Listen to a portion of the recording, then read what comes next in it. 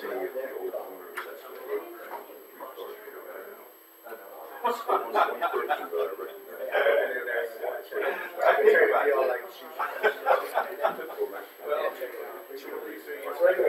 right.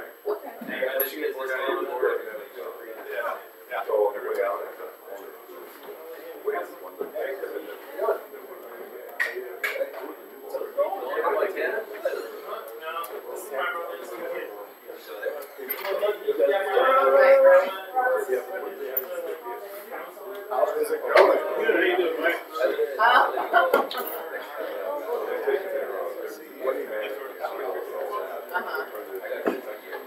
That's cool. Well, hopefully they succeed. I know that, those locations can be well. Yeah. Yeah, good. Almost didn't bring some more. It's getting there. There's something right on with it all now. We did. Thanks for bringing that down, whoever did. It was not me. Appreciate that. Thank you for bringing my mail.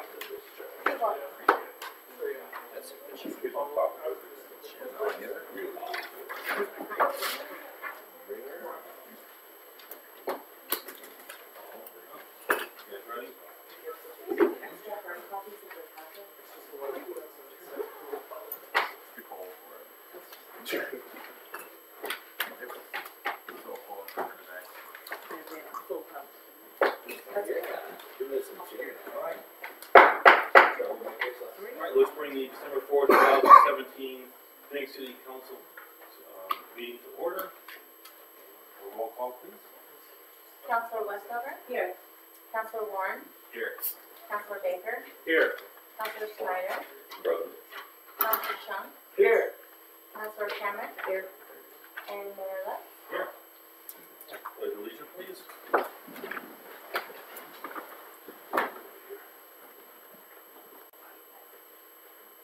Pledge allegiance To the flag of the United States of America and to the republic for which it stands, one nation, under God, indivisible, with liberty and justice for all. Thank you. Well, tonight we have two presentations. One from our fire chief, Charles Hanley. The second one's going to be from the Phoenix High School liaison. They'd like to talk. We're going to introduce Chuck Hanley. He's our new fire chief. He'll say a few words. Open up the questions. Nice to meet you. Jim Slide.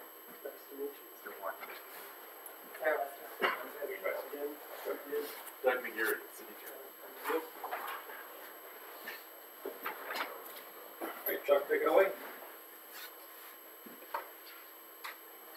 Mr. Mayor and members of the council, thanks for having me here tonight. I met with the city manager shortly after his arrival, and he asked if I would come down and say a few words. First of all, I'm happy to be here. I've been here approximately about 6 months now. It's about 6 months. And my first week here, it snowed, and then the next week fire season started. So we spent the next 90 to 100 days pretty busy around here. We had some 900 lightning events in the Southern Road, and our folks were on strike team and task forces.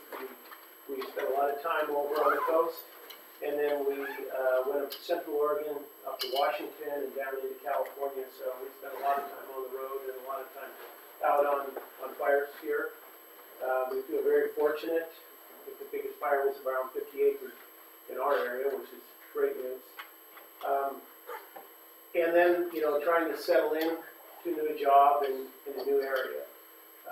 I'm really happy to be here. It's a great community, great organization. I was tasked early on to start the strategic planning process on top of getting to know the organization. So currently we're in the process of doing a review of our fleet for maintenance and replacement. auditing our buildings, and along with audit, we just passed another audit with flying colors, we're happy to say.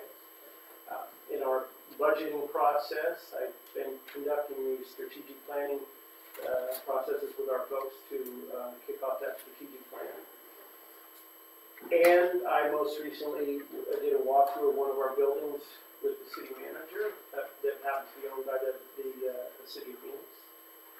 That's And the firehouse right next to the city hall. the firehouse right next to City Hall. It's a great neighborhood. It is indeed. It's across the street from the church that does great service to the community by feeding the disadvantaged, right next to the fuels committee. So there's a lot of good things that happen in that area. We're working on the communication system, as you are maybe aware. That in our fire district, we have a lot of areas, a lot of holes where we can't get out or dispatch can't reach us. So we're working with ECSO on that. And if I just kind of, probably one of the best things about this area is that not only do we have an overlapping law enforcement, but we also have great partnerships with our cooperators. So we work with the city of Ashland and Medford and District 3 and ODF and Green Springs. So we're really, really fortunate to have those mutual aid and honoring pacts. And that's kind of the overview so far. So I think if I maybe field some questions from you all. Sure. Can you just update us on you and Eric been talking about improvements to the fire station? We talked about a little bit back there. You know, the apron is pretty beaten up in the front, and the building in the back is going to go. But you just kind of generally you're planning to do with the fire station? Well, I think that there's a couple things. I have, in my recent positions, had leased fire stations or had a fire district or a fire department own the fire station that we were in. So it was a different government entity actually on the building. So I think it's important to look at your infrastructure and to make sure that it's well maintained. So that was one of the key things about looking at that facility. So I called Mr. Swanson up when he came in to town, and we did a walkthrough of the fire station.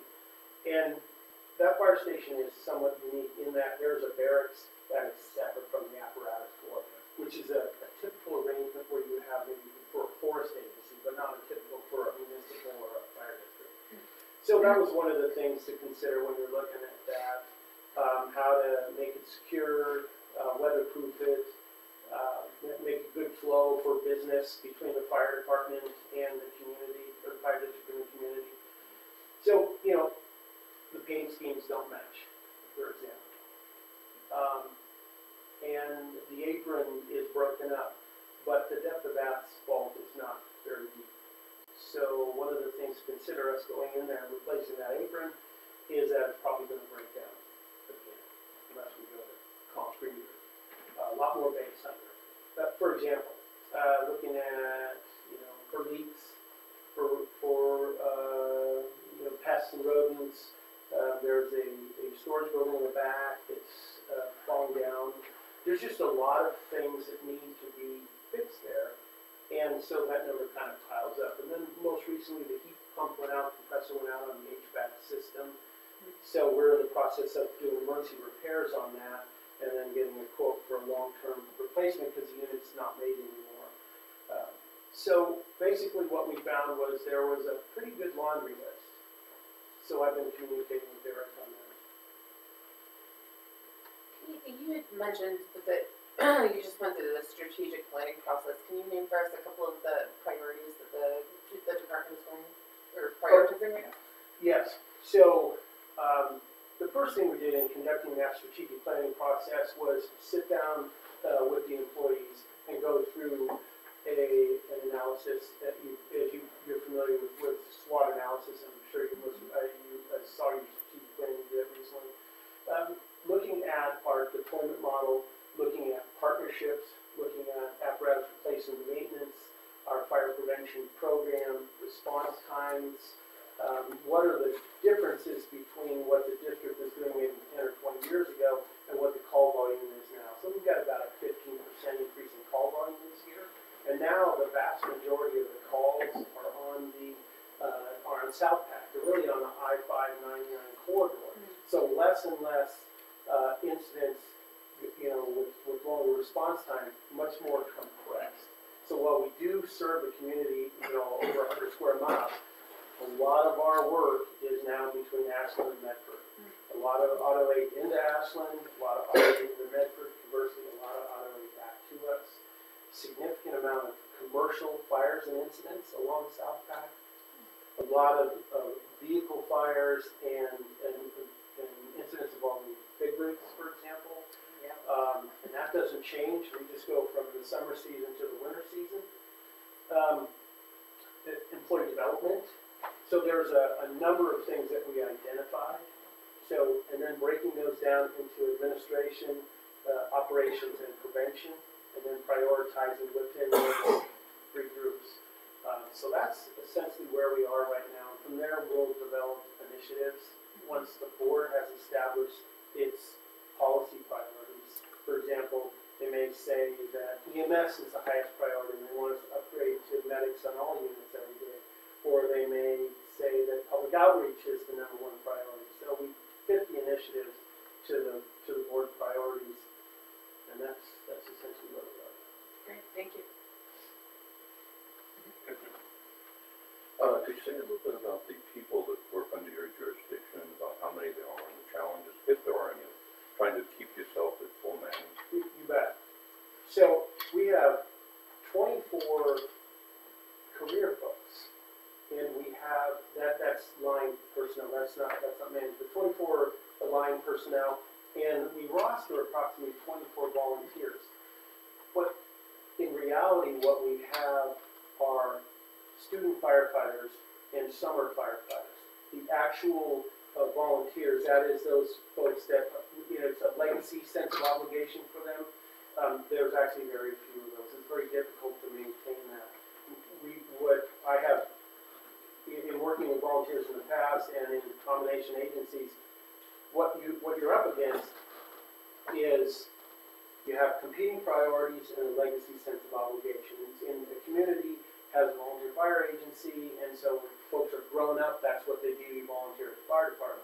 Well, when a ranchette sells and is subdivided and new people move in, then that changes. Then they have a competing sense of priority. They have other obligations. They need to go 50 miles to work. They've got to transport the kids to school, so on and so forth. So then the idea that you're going to shut down your business and run down to the volunteer firehouse is very, very difficult. You really have to have a long tradition of that. And as most of you may be aware, this agency is the consolidation of three agencies come together, essentially migrating from a part-paid volunteer organization to essentially a career combination organization that really is using non-resident reserves to augment.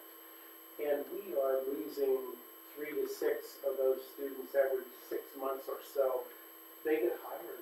We're very fortunate to get really highly motivated students that come out of there with in the degree program. They're EMTs. They want to get hired. They've gone through the firefighter academy, and so therefore they're getting hired in places like San Francisco and Seattle and Medford. So they're going out and getting jobs. So we feel fortunate to have them, but it's very difficult to hold on to. How far do you roam if you're called upon? So I'm like Heel Point, is it that far, or just in Medford, in case there's an emergency? Okay, so for our auto aid response is into District 2 and Medford to the north, to the south into Ashland, and our district goes out to almost Clarence County. We have, and then up near to the top of Mount Ashland, so it's pretty broad. But our auto aid response is Southern Road. Now, in terms of how far we go, that just depends on the mutual aid call. Is it actually an auto aid call or a second alarm? So we might go up to Central Point on additional alarm. But typically, it's in the Southern Road, and then under a disaster declaration, well, we go state to state. And that was our experience this year. This year was very unusual in number of major conflagrations and a number of conflagration declarations that occurred. So, but, you know, we're part of a larger mutual aid agreement, and, you know, we receive that same aid and vice versa. How can we help you the most? Well, I think it is a cooperative relationship. I believe that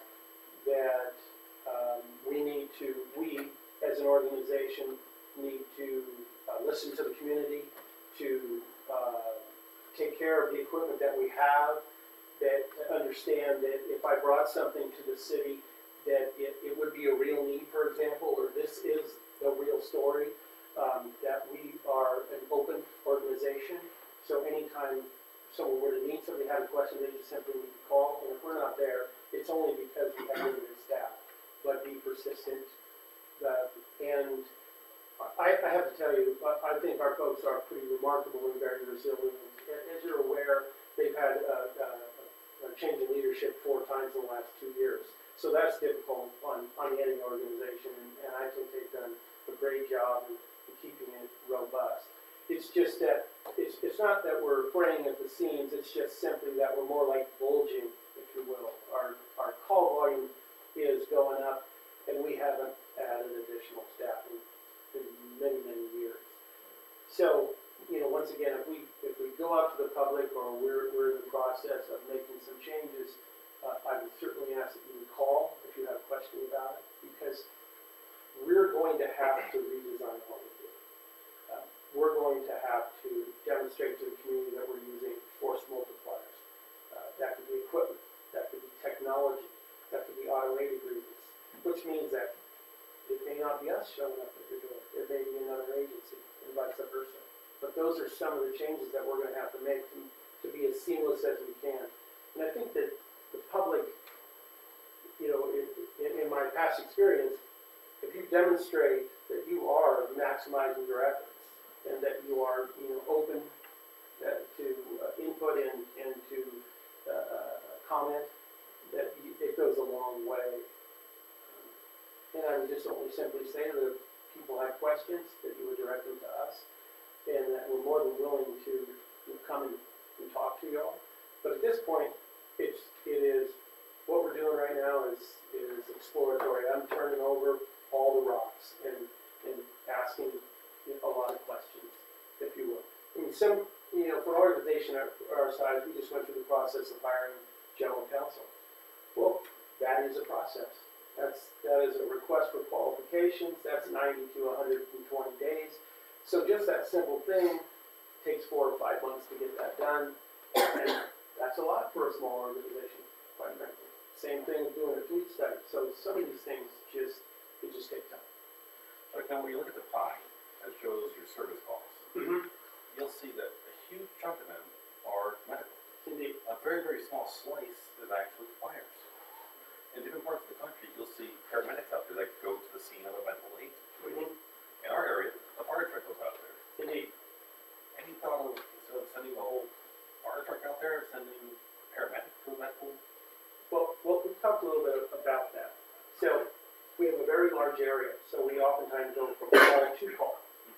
And our response times depend upon our ability to get out and go. It may be a crash on I-5, then it's a medical aid, and then it's a fire. So just sending one person without the ability to treat and transport by themselves, extremely difficult. And we typically only have 2 people on our companies.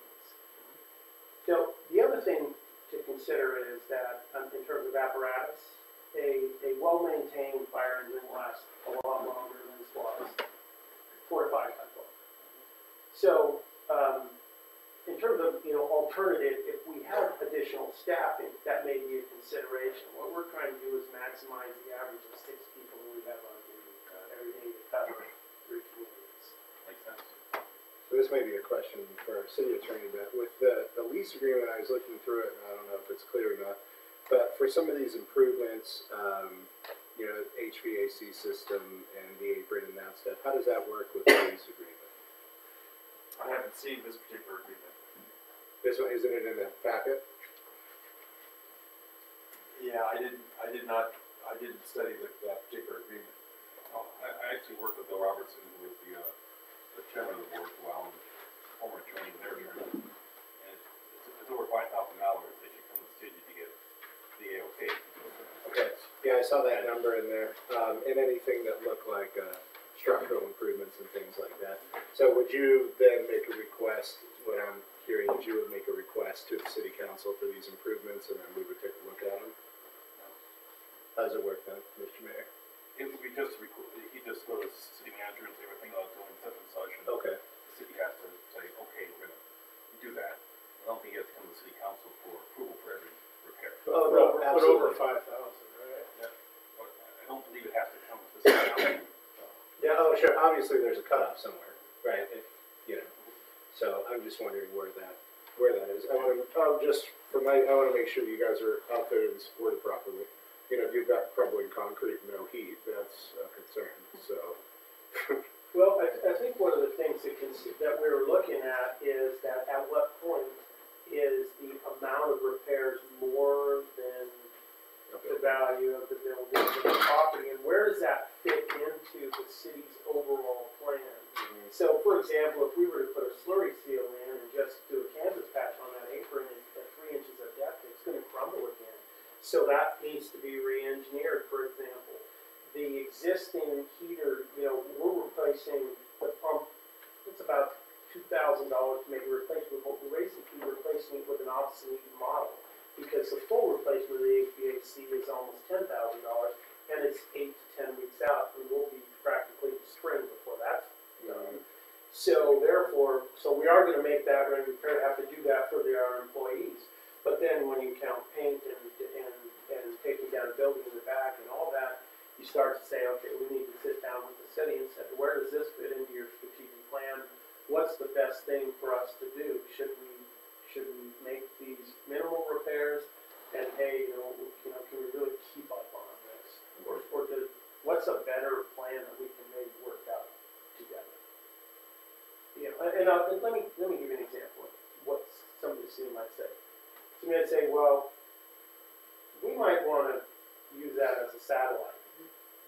How can you accommodate us on that? And we would say, well, we could move into this station for a limited period of time, but we may need a promise or a COA that when the city's develops an area that they're annexing, then a fire station is built in there, you know, as a COA. So, and I use that as a hypothetical like I've done in the past. That's an example of what's maybe something we might do as far as horse trading and kind of, you know, so that goes into our general plan and, you know, we'll put a COA on a developer that's going to build a big project. As a hypothetical. Okay. So that's you know, what's the best thing for the city and for the district in the long term and for the citizens. Thanks. Anybody else? Well, thanks for coming down, Chuck, and look forward to seeing you every 2 months.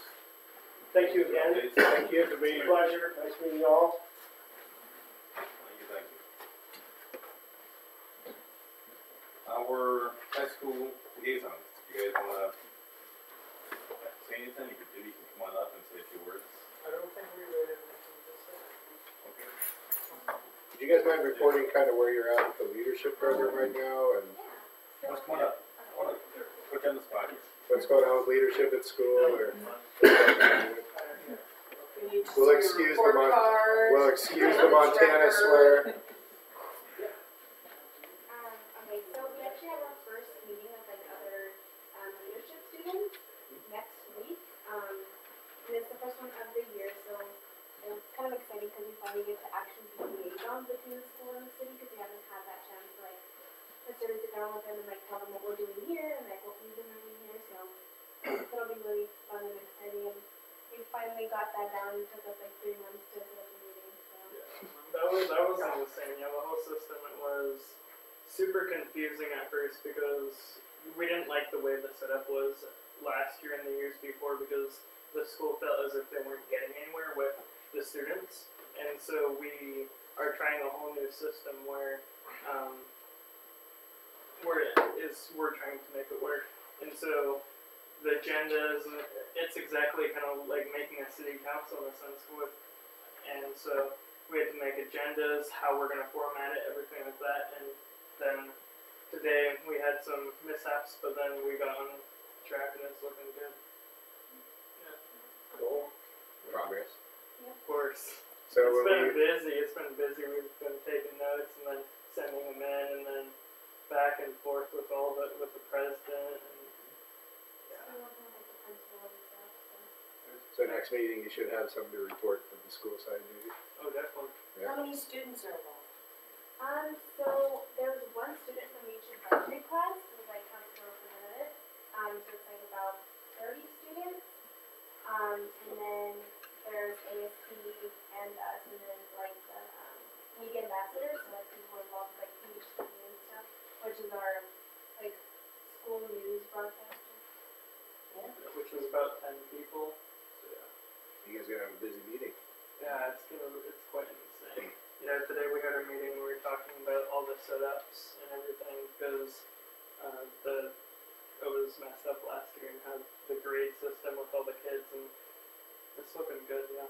Well, like the meetings where like we talk about how to set it up, it's just, I think there's just 6 of us, so it's just the president, the vice president, Gabe and I, and then the board of education people, which are like just one person, and then, well, it's like 2 people that do really one of those, and then, the guest, which is like the PhD, like main person, so. So it gets all the It's small. information out to online and I'm with him, but so on our Facebook page, everything like that, getting all the information, we've been live streaming stuff so then people will come out and see our plays and our wrestling meets, everything like that lately. The So- concert was on today, the kids practicing for the band and choir concert. Yeah. I liked it. It could have been better though because with the network setup it wasn't very good, but we actually just ordered a new camera too for that, and so the big plans. When you have all the people, maybe you should borrow Chris's gavel. Okay, Gabe, so what I really like to do is assign you a homework project. Oh. They're gonna be meeting with all the students, and I'll talk about this later on, but we met with Boys and Girls Club this week, Eric and I did, and Ray also. But I want you to pick their brains and see what they want out of the community center. It's a real tangible thing that we really have to find ideas for. The Boys and Girls Club is interested in using it. If you guys have ideas, or if your students have ideas as to how to use that civic center, I'd love to hear about it. We can probably put Very that tangible thing, but really unique. That's a good idea. Awesome, thank you. All right, thanks, guys. Next item on the agenda is public comments. Here I am. You wanna speak? Carolina.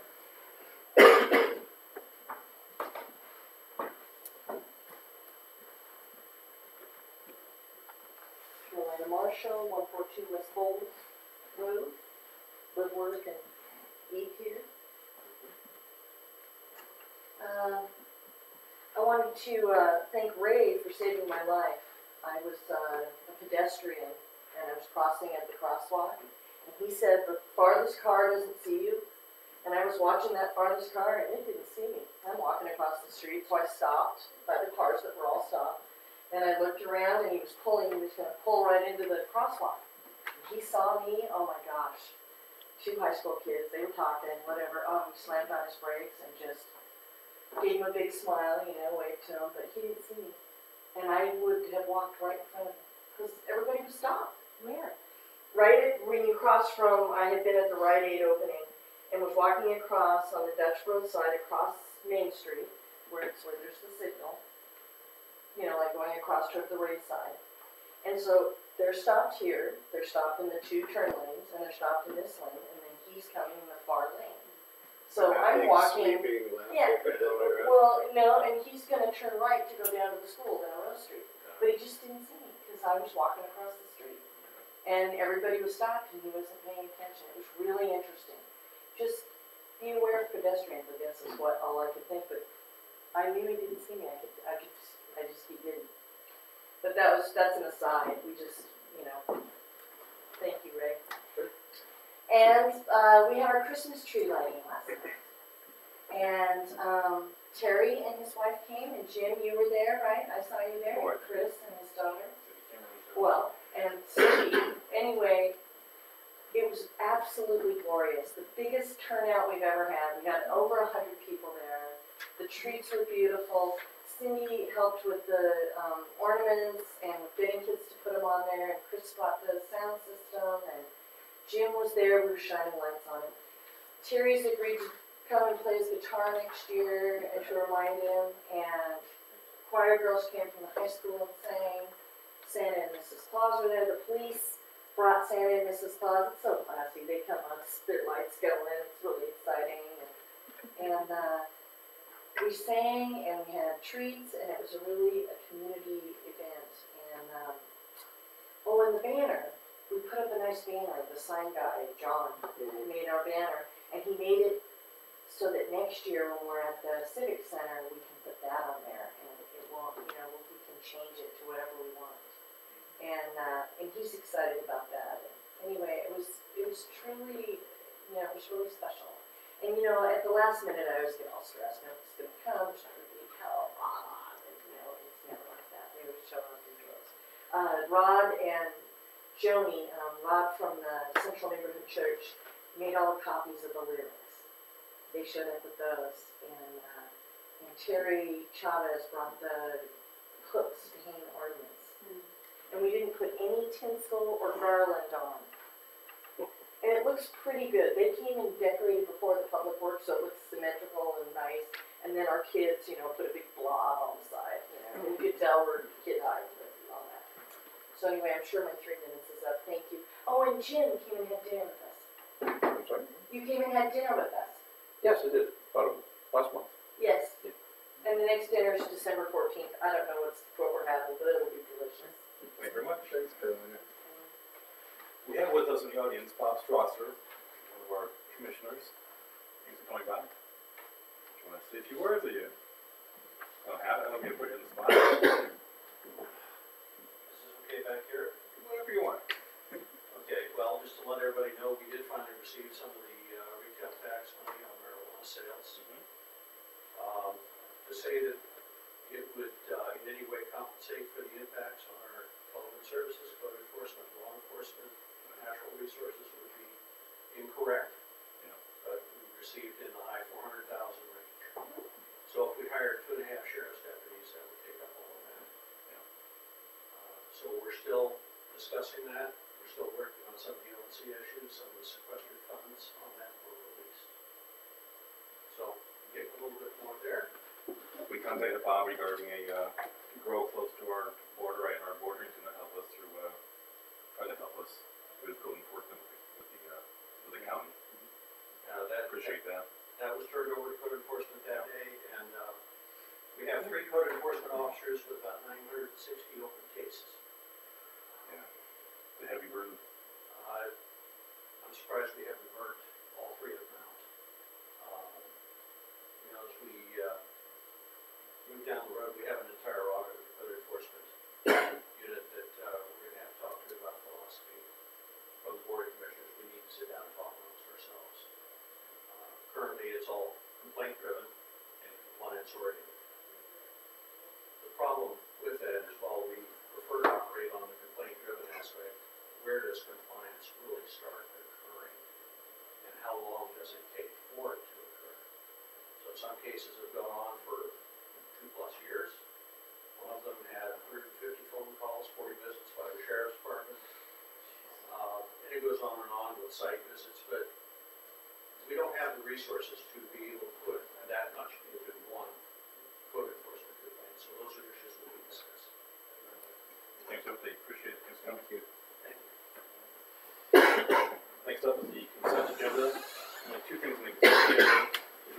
We have resolution 1004, a resolution which makes the council declaring surplus property. We have the minutes from last meeting.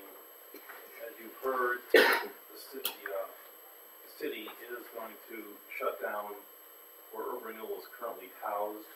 There's a lot of surplus equipment in that building that needs to be declared surplus so the city can take care of it, dispose of it properly. There's only 2 things in the consent agenda.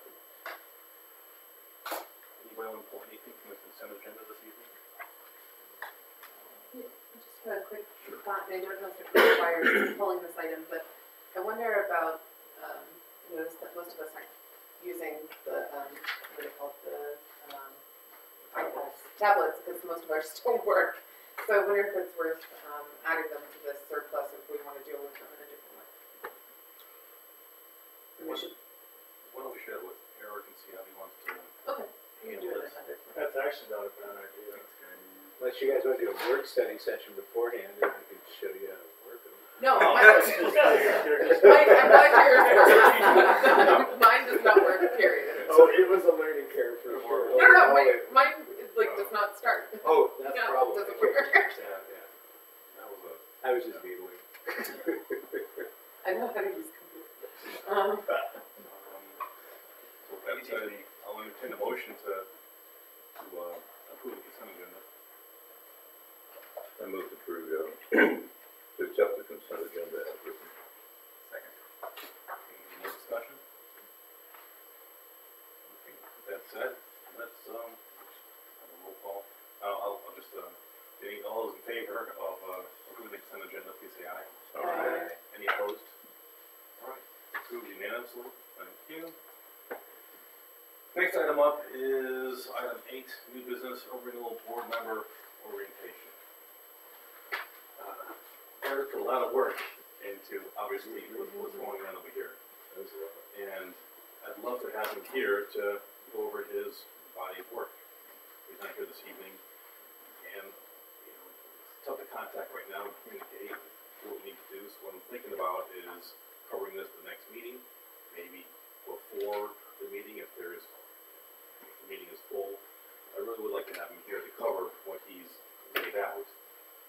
I did want to spend some time this evening, if you guys want to, discussing herb renewal. I don't have to go into great depth, but if you guys want to discuss it a little bit, have a little Q&A, just chat about it, we can do so. If not, I'm fine with that too, we can just do it in one fell swoop. When Eric is back, he can give us a presentation. I would have more intelligent comments after his presentation. I think it's a good idea. Yeah. Yeah, it's a good idea. I think it's good, it's easy, we're on the same page with him. There's a lot to know, isn't there? Yeah. A lot of stuff here. I'm pretty impressed with what he put Yeah. together, though. That's a good information. It really is. So I'll get together with him when the time is right to reschedule his presentation, either during the meeting next time around or before. It has to be a work session. We'll be in contact and we'll work something else important that we get aligned with everyone. Okay? Just have a quick question. Sure. Is Dave still in contact with the city, or is he done? He's done. Okay. He's not vacation, yeah. He's on permanent vacation. He was under contact with over renewal on that. I can see him at That's home what I- hours. If anyone wants to find him, he seems to tweet us something. That's good. What's that? So that's not that cool. That's what he's doing. Oh, good, thanks. Next item on the agenda is the city attorney report. Did you have anything else? Well, I'm back, from, 3 weeks away, so thank you for your patience. Yeah, actually during that time, or actually just before and just after I got back, I've been working on 2 major projects, one being the city's employee handbook, and I finished those revisions. There was quite a bit. Your insurance company, one of the staff attorneys there had already looked through it, so I've done quite a bit of work. And then I just followed up and did some of my own. So that's with Eric now, and he's going to take some time to look through that, kind of get an idea. But that was one of the major project I was working on. And then the second one was putting together and kind of doing a comparison of a couple different or several different purchasing rules for the city. The idea that staff has had some concerns and wants to have a little better operating procurement rules. And those rules are they're under the umbrella of state laws in terms of how to procure services, goods and services, and public improvements. And those are all kind of technical words in the business of contracts, public contracts. But it's a kind of complex a process by which you have to make sure, the whole idea being that every contract that is let by the city has to be fair, everyone has to have an opportunity to do it, and if you are gonna be making selections among different contractors, how do you do that so that it remains fair and also you get the best product that you can, at the best price? So, those are kind of some concerns that wouldn't necessarily happen in business. Everyone likes the idea that, governments would work more like businesses, and they do, in my opinion, they do, but at the same time, they also have a lot more different kinds of constraints that businesses don't. And in this area of public contracting, that's in particular. So I've been going through that process. I'm looking at your old ones, looking at ones that have been suggested, and also looking at some model rules. And overall, those rules, hopefully, when we're through and getting through those, they are going to be ones in which you will, as a council, will feel comfortable. That is that you're basically allowing or you're in charge of everything that the city buys or sells, in this case, purchases. So you want to make sure that those who are doing that buying are doing it according to the rules, and that you are comfortable with those rules and the parameters and how much they're allowed to have discretion, so that you're not looking at a purchase of every pencil that comes along the way, and at the same time, you're not giving away the farm when it comes to some major projects. So anyway, those are two things that I was working on. I provided that analysis for Eric. So we had those to work through, and I'll probably be sitting down with probably staff with respect to possibly with both of those subjects, both the employment handbook and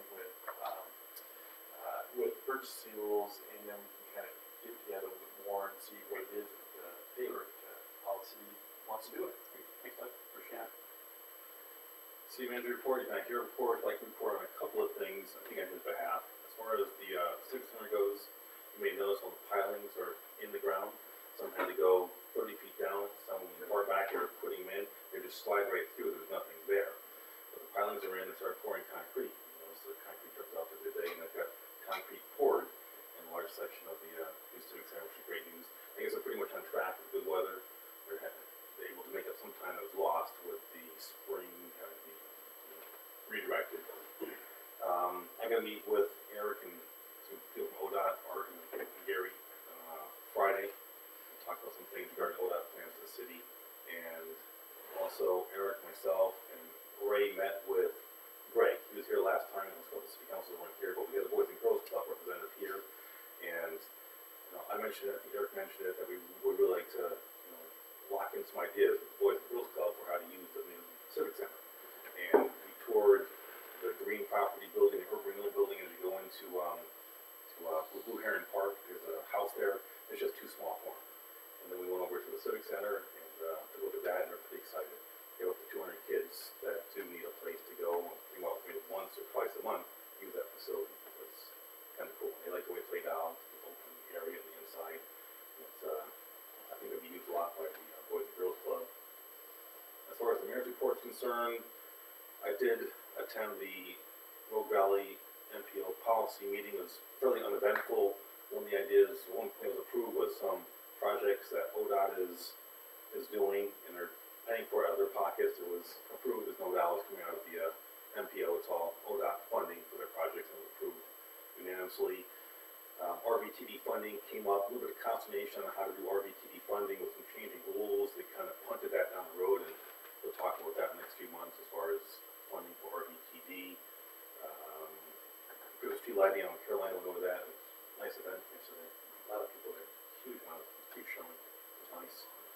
The Chamber Breakfast is on the 12th of this month, 8 a.m. over at the Petro Truck Stop. If you'd like to go, make sure you let the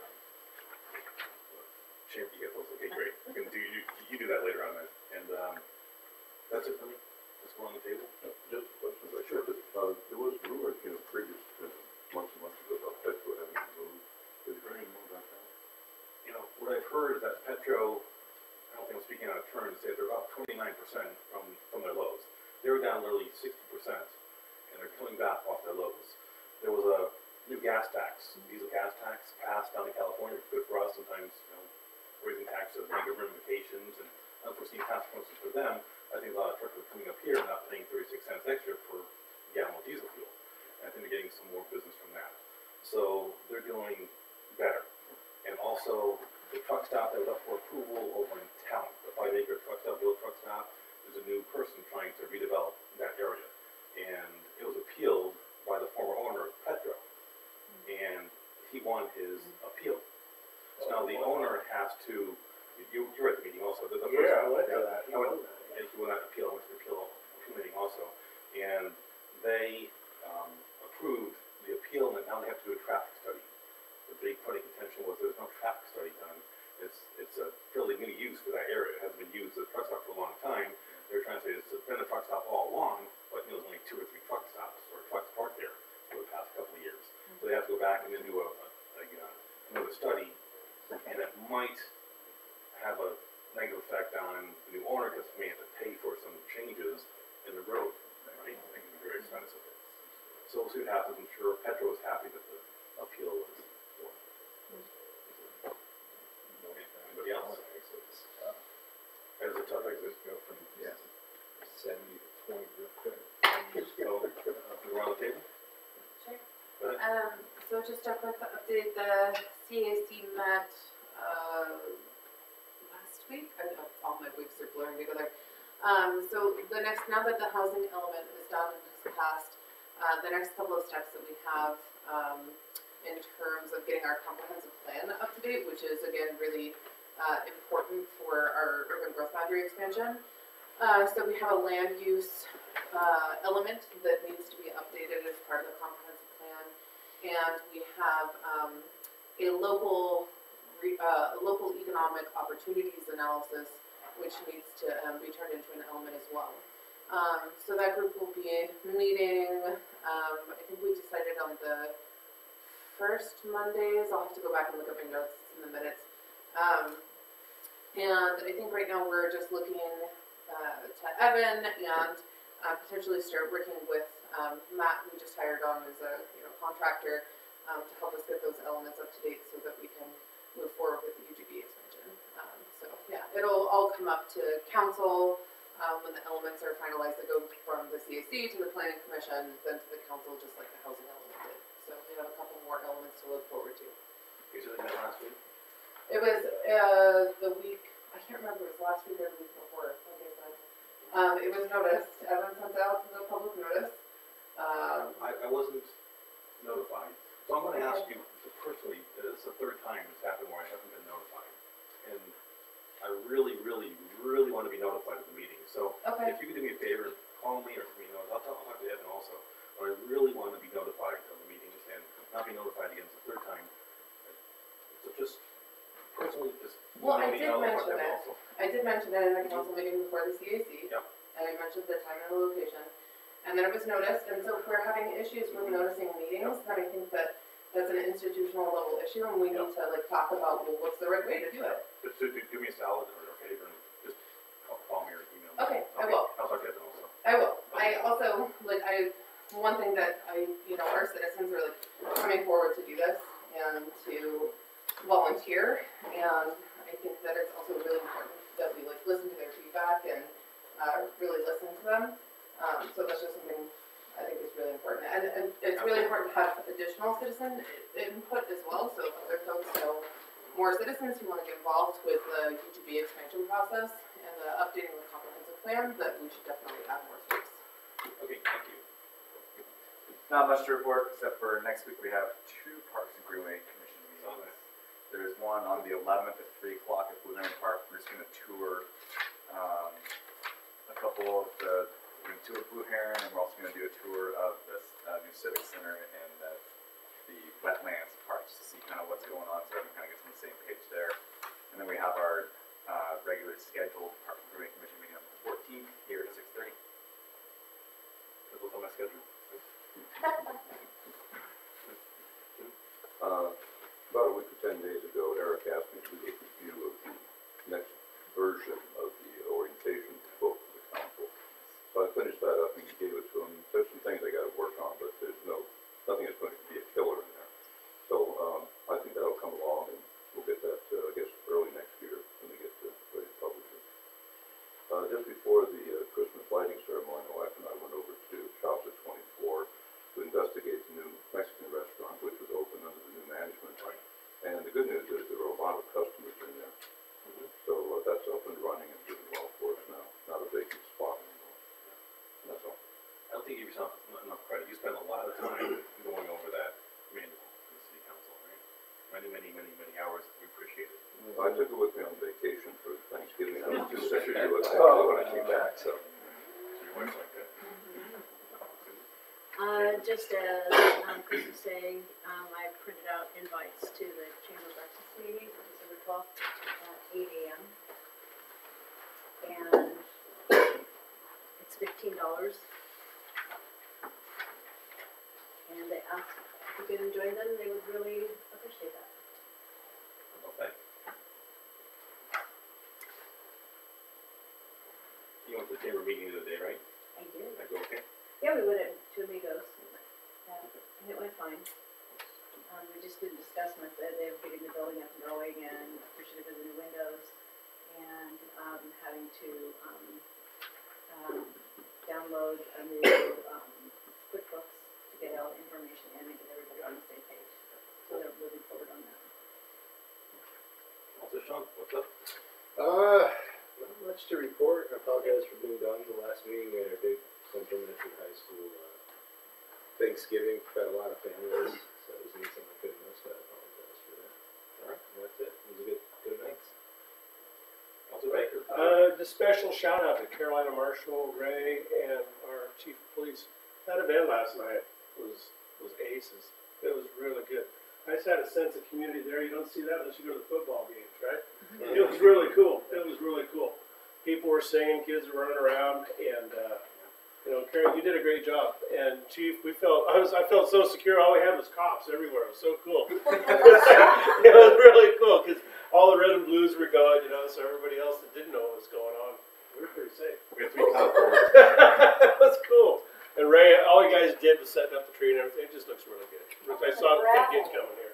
The gravel where the rocks were, that's great. Good to hear. Alright guys, anything else? That said, let's adjourn our December 4th city council meeting. Thank you very much. Pass 7:22. We just got 300 pages out of the agenda. All that hard work. I'm sure we'll be used. Oh yeah. The problem is next meeting. Next meeting is going to be. It's okay, you just carry the PDF over and my packets down. Well, I'm talking about the actual time spent. Alright, it'll be fun. So you You guys are fun to hang out with. They don't even want it. Yeah, and do it. So you're on the